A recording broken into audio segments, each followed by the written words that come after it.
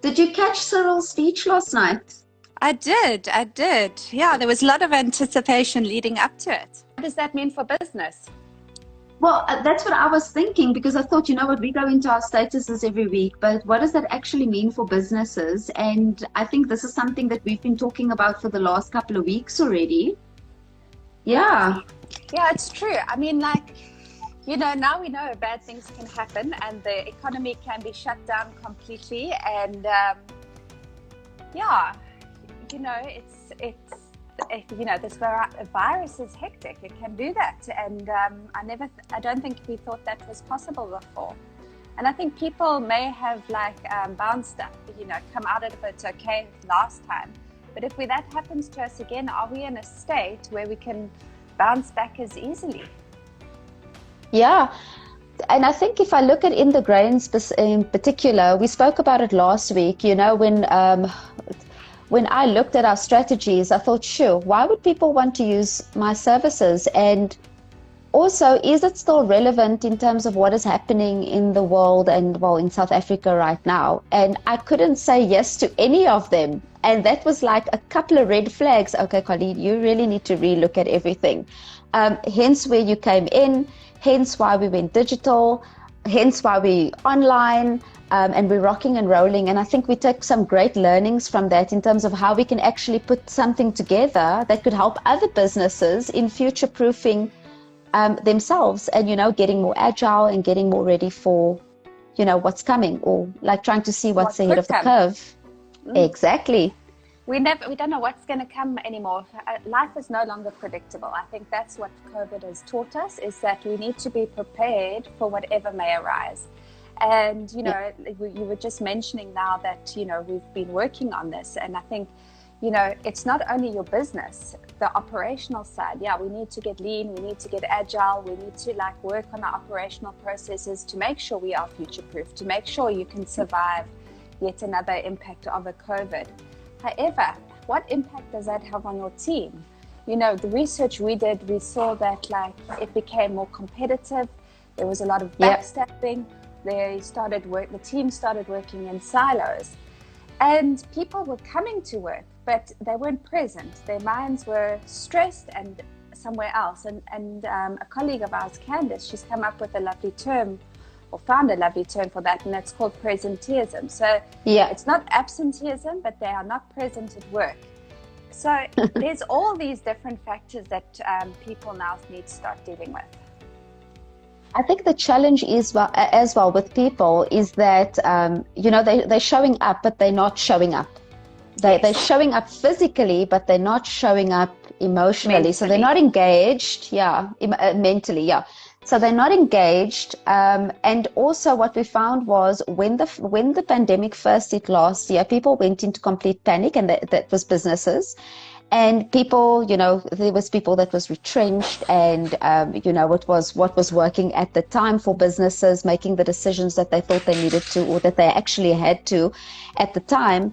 But as a result, people had to pick up for other people. So certain skills were lost in the process.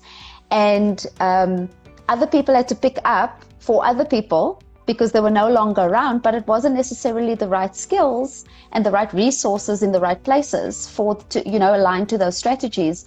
And what happened as a result was that we started becoming less agile, couldn't make decisions quicker, and all of a sudden it was a survival mode. Everybody was in survival mode. Yeah, it's just crazy. And I think that now that everything is settled, it's become like almost business as unusual, if you want to call it that. That's the new usual. Yeah, it's business as unusual. But now that everything has settled a little bit, I think people can breathe a little bit better. It's become almost like a little bit more of the norm. And now they're reevaluating choices from a year ago and going, sure, maybe I should have, I could have, what if, blah, blah, blah, blah. And the fact is, you know what, we just have to push forward. We just have to move forward with what we have and try and correct and patch up where we can and get those foundations structured again. And I think that we've worked on a beautiful, beautiful package, I think, that could help businesses in this time of uncertainty. Yeah, and that's called the GRIT's blueprint, because the GRIT blueprint is what we've put together, and it helps put those foundations in place that Colleen was talking about. It works with the team to make sure they are a cohesive team, and then it works with the individual to help them deal with the stress. So if you don't have, well, once you've got those business foundations in place, and you know you are agile and you know you're future focused, it'll be so much easier to move forward.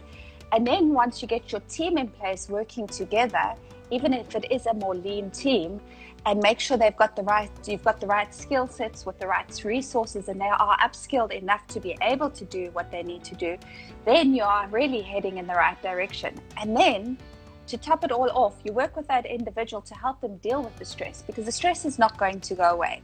That's a fact. So we need to equip our team members and our staff to be able to deal with this stress that is guaranteed to come up, because people are dealing with COVID at home, losing lives, financial difficulties. That is a reality. So the more you can equip your team and your individuals in the team to be able to deal with it and function properly in your team, the more successful you're going to be with those 3 tiers in place. Absolutely.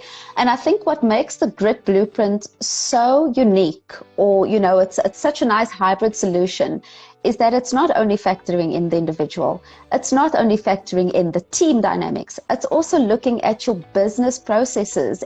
You know, are your technologies correct in place?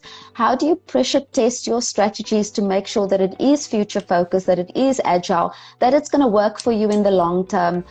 You know, we can't be thinking, you know, just in front of our faces anymore. We have to almost be thinking now 5 years ago. I think we went through a stage where businesses had to almost become speedboats. We had to make decisions very quickly. I mean, this was the last, I think, 2 years. We all of a sudden went from being this big tanker, and now we had to be the speedboat, and we had to go, sure, we're there. And now it's all of a sudden we have to almost step back again and go, okay, sure, let's just stop for a little bit. While we're busy running, let's also look ahead. And it's almost like a little bit of both. We've got to almost be the big tanker, and we've also got to be the speedboat. So it's a very interesting time for businesses. And I think that that's what's nice about the GRIT blueprint, is that it's looking at all 3 of those dynamics, because all 3 has to work very well together to be able to get agile and to be able to be future focused. So yeah, exciting.